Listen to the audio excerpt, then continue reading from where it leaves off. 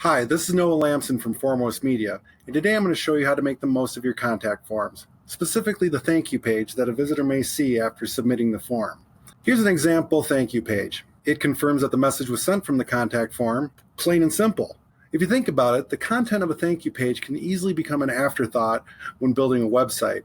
There's so much focus that goes into creating informative page content for people to read. So let's keep them reading. This example thank you page is more informative about who and when the business will contact you back.